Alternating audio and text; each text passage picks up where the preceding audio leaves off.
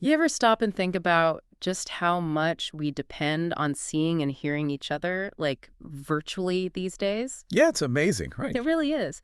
Think about it, whether it's for work, catching up with friends and family, or even just attending events and webinars, video calls have basically become, well, essential. Totally. And it's not just like a personal thing either. Right. It's a huge part of how businesses operate now, too. Absolutely. We're talking global teams collaborating on projects, virtual conferences with thousands of attendees, the whole works.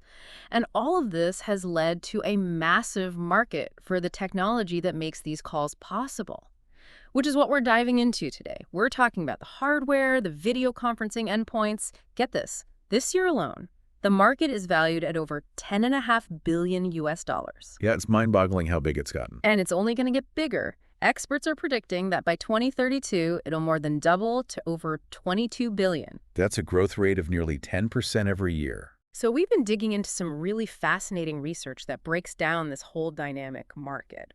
We want to give you a clear picture of what's happening, who the major players are, and what strategies they're using to kind of stay ahead of the curve. Yeah, it's a really interesting landscape. You've got these established companies that have been around for a while, but then you also have all these newer, more agile companies that are coming in and shaking things up. Exactly. So in this deep dive, we'll break it all down for you. We'll look at the major manufacturing companies, the ones that are making the hardware for video conferencing. We'll compare them. We'll look at some of the up-and-coming companies that are posing a potential threat to those big players. And we'll even give you some advice if you or your organization are thinking about navigating this space. We'll be covering the whole spectrum too, from those big fancy conference room systems to the more personal desktop units and even those portable devices that people are using on the go. By the end of this, you'll have a really solid understanding of this whole competitive landscape. So where do we start? Well, first, let's take a look at who's currently dominating this market. The research we've been looking at identifies the top 5 manufacturing companies in the video conferencing endpoint space. Microsoft Corporation, Zoom Communications, Inc., Cisco Systems, Inc., Google, and Logitech. Big names, right? I mean, most people have probably heard of at least a few of these. Yeah, these are the companies that are really shaping the way we connect virtually. And when you look at market share, it's clear that they are the front runners. Right now, Microsoft is in the lead with a market share of 18.2%. That's a pretty significant chunk. It is. And I think a lot of that success comes down to their collaboration tool, Microsoft Mhm. Teams. So many organizations already rely on Teams for messaging, file sharing, and all that. It just makes sense for them to also use it for video conferencing. Right, it's all integrated, which can be really convenient for users. Plus, Microsoft has been really focused on targeting large enterprise clients and providing them with these advanced cloud-based solutions.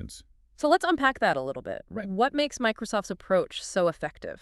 Well, for one thing, they've really leaned into AI. They've integrated all sorts of AI-powered features into Teams. Things like transcription, we can automatically generate meeting notes for you. They've got real-time translation so that people can participate in meetings even if they speak different languages. And they've even got these intelligent meeting summaries that pull out the key discussion points. It's like having a virtual assistant in your meetings, taking notes and summarizing everything for you. Exactly. And it's all designed to make meetings more efficient and productive. On top of that, Microsoft has been really smart about forming partnerships with hardware manufacturers. They've worked with these partners to develop dedicated devices that are specifically designed to work seamlessly with Teams rooms. So you get this really consistent and reliable experience in meeting spaces. And I imagine that's particularly appealing to large organizations that are looking for that kind of standardization and ease of use. Definitely. And another thing that Microsoft has been doing is investing heavily in cloud infrastructure. Makes sense. They're putting a lot of resources into making sure that their video conferencing platform is dependable and can handle even the most demanding usage scenarios, especially with the rise of hybrid work models. Right. People are working from all sorts of locations now, so the need for a reliable and scalable platform is greater than ever. Now, coming in right behind Microsoft in terms of market share is Zoom with 15.7%. Zoom really seemed to explode in popularity, particularly over the past few years. I mean, everyone was suddenly using it. Yeah, their growth has been pretty remarkable. What do you think has been the key to their success? Well, I think a big part of it is their focus on user friendliness. Their platform is just so easy to use, you don't need to be a tech expert to figure it out, which made it really accessible to a wide range of people and organizations. That's true. I remember even my grandparents were able to figure out Zoom pretty quickly. Exactly. It just works, and it works well. And they've also been really good at scaling their platform to handle a massive number of users. Which was really important, especially during the early days of the pandemic when everyone was suddenly working from home and relying on video conferencing. Yeah, they were able to handle that surge in demand without any major issues, which definitely helped to solidify their reputation. Yeah. And they haven't just been resting on their laurels either. They've continued to invest in their cloud infrastructure and machine learning capabilities. So they're constantly improving their platform and adding new features. Exactly. And they're doing some really innovative things with AI. For example, they've got this AI-powered noise reduction feature that can really improve the audio quality of calls. They've also introduced new endpoint devices that are specifically designed for hybrid work environments with enhanced security features and better integration with other business tools. So they're keeping up with the changing needs of the market and the evolving ways in which people are working. Absolutely. They're even exploring more immersive experiences with features like virtual avatars. Trying to make those virtual interactions feel more engaging and personal. Okay, so we've talked about Microsoft and Zoom. Now let's move on to Cisco, which holds a 12.4% market share with their WebEx platform. Now, Cisco is a company that has a long history in enterprise networking and security, They've been a big player in the enterprise space for a long time. and they're leveraging that experience and expertise to position themselves as a leader in video conferencing as well. Their WebEx portfolio is really comprehensive. They offer everything from individual desk devices to sophisticated room systems and even immersive telepresence setups. So they've got solutions for every kind of meeting space and every level of collaboration. Exactly, and their real strength lies in catering to large-scale enterprise deployments where reliability, security, and compliance are top priorities. So for organizations that are really concerned about things like data security and privacy, Cisco might be seen as the safer choice. That's definitely a big part of their appeal. And they're really leaning into AI as well. They've got AI-driven meeting assistants that can help with tasks like scheduling and note-taking.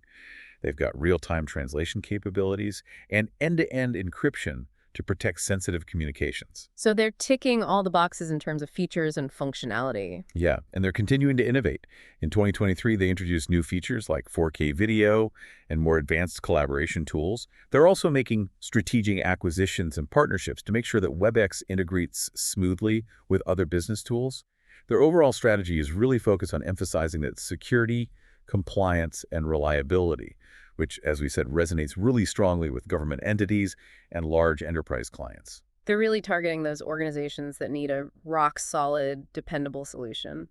Okay, next up we have Google with an 8.7% market share. Google is a company that's deeply integrated into so many aspects of our lives, from search to email to productivity tools. I mean, Google Workspace is used by millions of businesses worldwide. And Google Meet is a key part of that ecosystem. It's their video conferencing platform, and it's really well integrated with all the other Google tools that people are already using. So if you're already heavily invested in the Google ecosystem, using Meet just makes sense. It's all right there. Right, it's a natural extension of the tools that people are already familiar with. And of course, Google is also leveraging its AI expertise to enhance Meet with features like noise cancellation and improved video quality. So they're constantly improving the platform and making it more powerful. Now, in terms of hardware, is Google also developing dedicated devices for video conferencing? Yes, they are. They've got their Google Meet Series 1 devices, which are designed specifically for meeting rooms, and they've continued to expand their hardware offerings, particularly in 2023, with new endpoint solutions aimed at enterprise clients.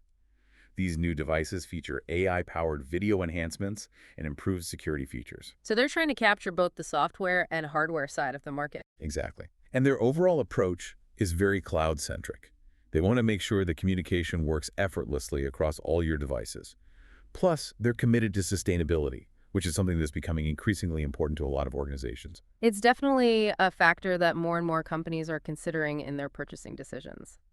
Okay, finally, we have Logitech with a 6.2% market share. Logitech is a company that's probably best known for its computer peripherals, things like mice and keyboards. But they've actually carved out a pretty significant space for themselves in the video conferencing market as well. How have they managed to do that? Well, they've done it by focusing on high-performance but cost-effective hardware. They offer a wide range of endpoint solutions, from webcams and speakerphones to all-in-one collaboration devices for meeting rooms.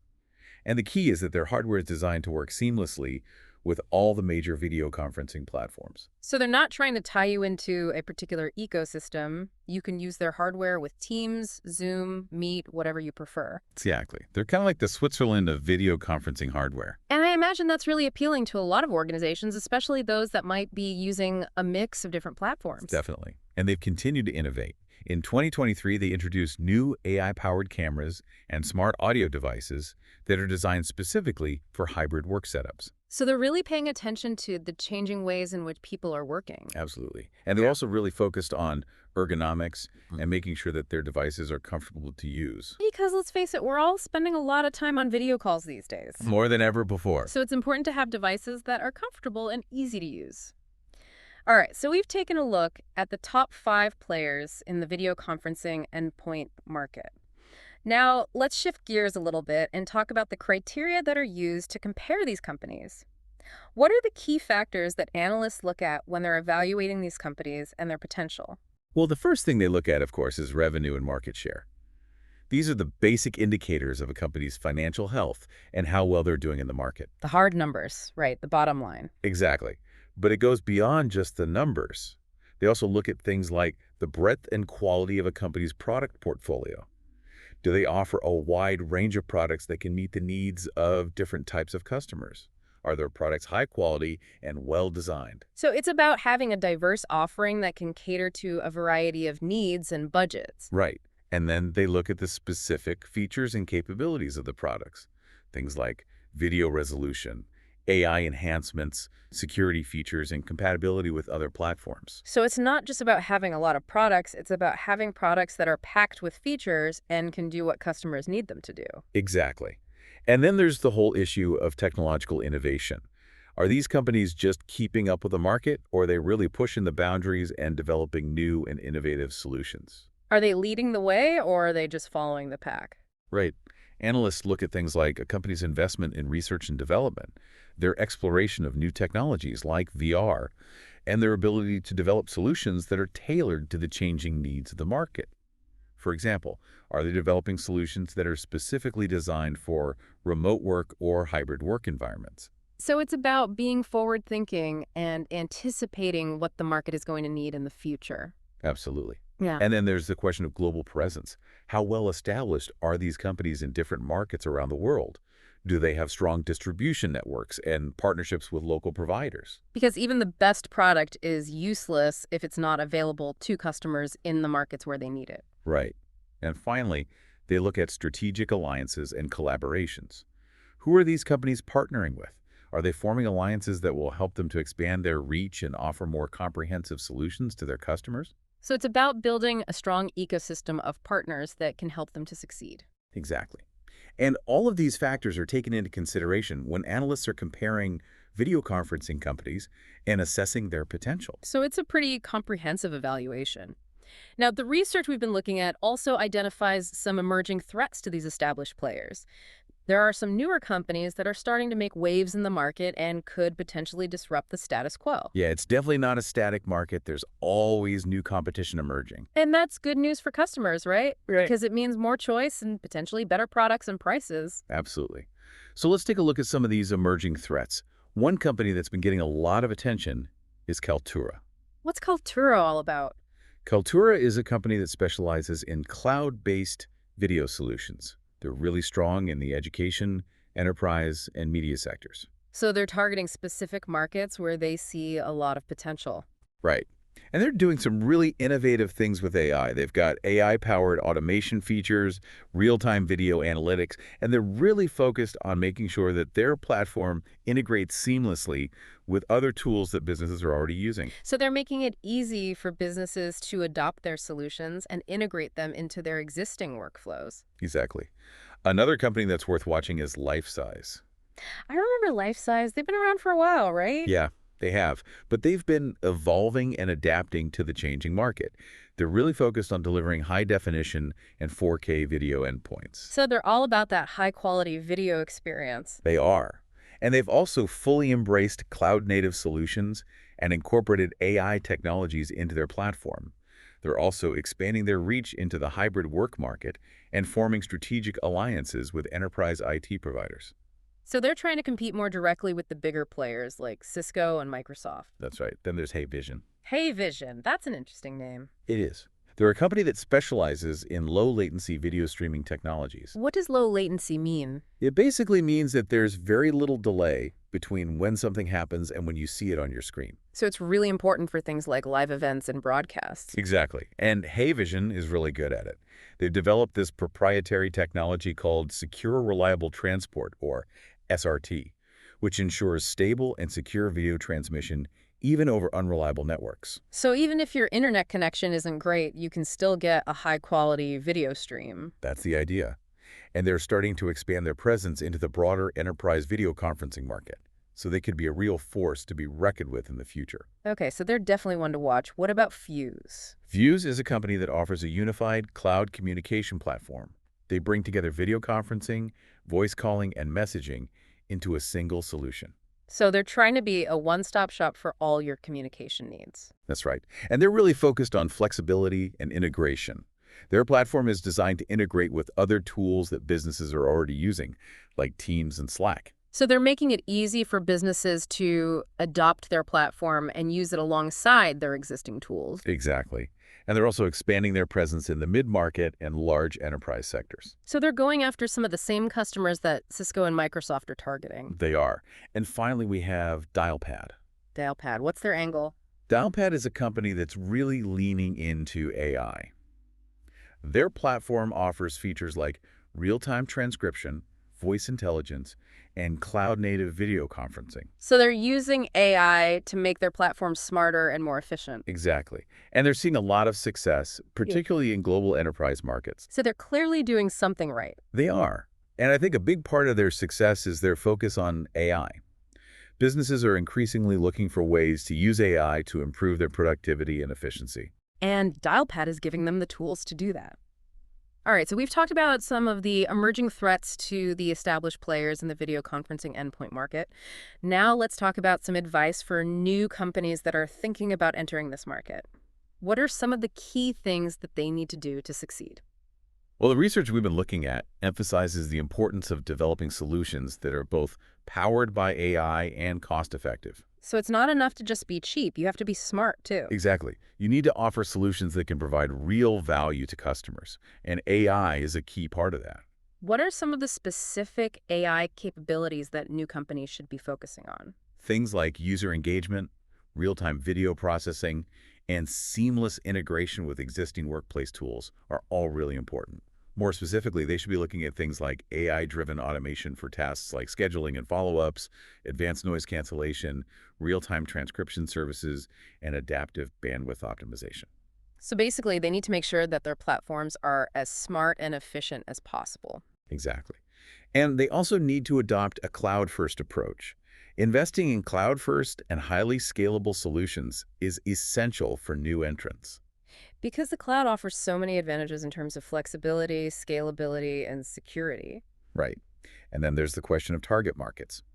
New companies need to identify high-growth market segments where they can potentially gain traction. So are there any particular segments that they should be focusing on? The research suggests focusing on solutions tailored for remote work and hybrid workplaces. Makes sense. Those are areas where there's a lot of growth right now. Right. They should also look at vertical-specific applications in sectors like healthcare, education, and government. So finding niches where they can offer specialized solutions. Exactly. And they should also consider expanding into emerging markets like Asia-Pacific and Latin America. Where there's a lot of potential for growth. Right. And finally, strategic partnerships are absolutely crucial for new entrants. Who should they be partnering with? They should be looking to partner with established hardware manufacturers and experienced software integrators.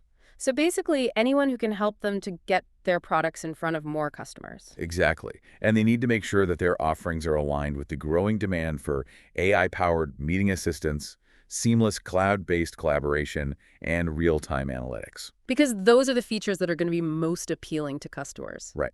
And they also need to focus on customization capabilities, AI-enhanced user experiences, and comprehensive support for hybrid communication ecosystems. Because it's all about providing customers with the best possible experience. It is. So if you're a new company thinking about entering the video conferencing endpoint market, there's a lot to consider.